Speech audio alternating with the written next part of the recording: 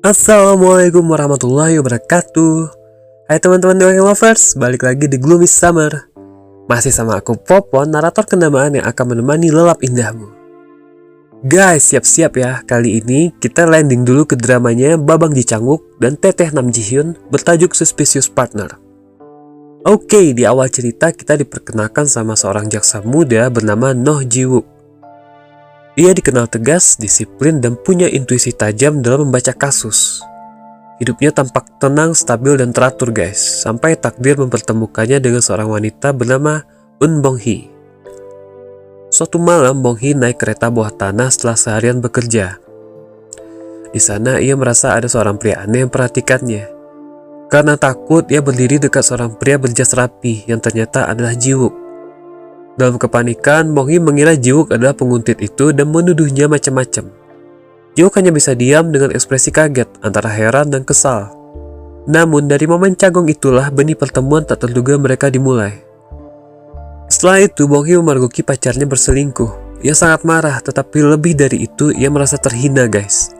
Untuk menghindari pertengkaran, ia pergi keluar dan berusaha menenangkan diri. Tapi masalahnya tidak selesai di situ. Ketika Bong Hee kembali ke apartemennya malam hari, ia melihat sesuatu yang membuat darahnya berhenti mengalir. Mantan pacarnya ditemukan tewas di ruang tamu. Dan yang lebih buruknya lagi, seluruh bukti mengarah kepadanya.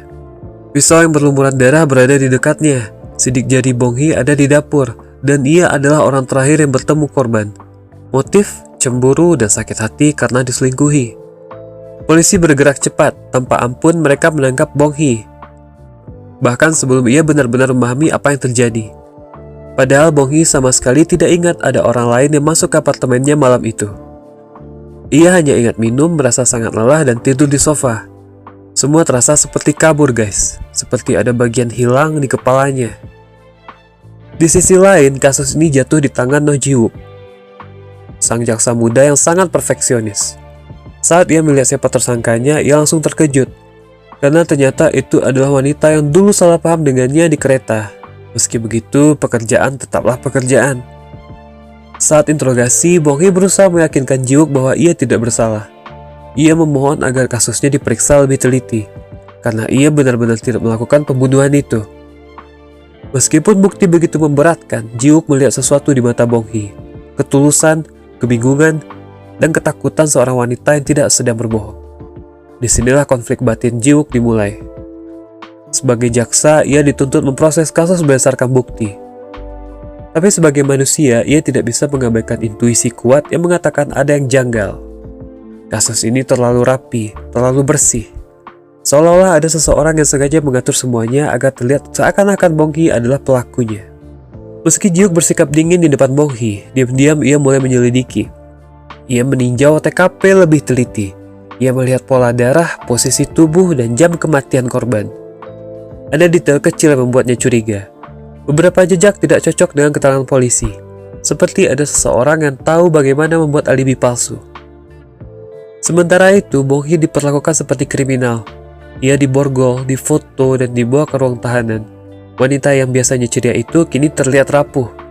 Di balik kaca ruang interogasi, ia hanya ingin satu hal, kebenaran. Episode 1 membangun ketegangan yang makin kuat ketika Ji Wook mulai meragukan kasusnya sendiri. Ia membaca laporan demi laporan, memperhatikan ekspresi Bong Hee saat menjawab pertanyaan. Semua tanda mengarah pada satu hal, Bong Hee bukan pembunuhnya. Tapi dunia hukum tidak sesederhana itu guys. Atasan Ji Wook menginginkan kasus ini segera ditutup. Media sudah heboh dan kepolisian menuntut hasil cepat. Tekanan itu membuat Ji Wook berada di persimpangan. Mengikuti sistem yang sudah menetapkan Bong Hee bersalah atau mengikuti keyakinannya sendiri. Malam itu, Ji Wook duduk sendirian di ruang kerjanya, menatap foto bukti TKP.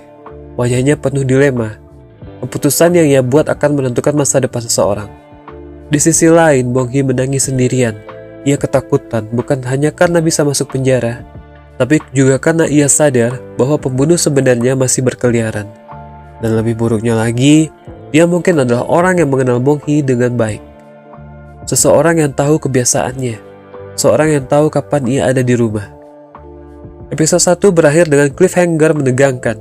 membuat penonton bertanya siapakah pembunuh sebenarnya, mengapa Monghi dijebak, dan apakah Ji-wook berani melawan sistem demi menyelamatkan wanita yang baru saja memasuki hidupnya.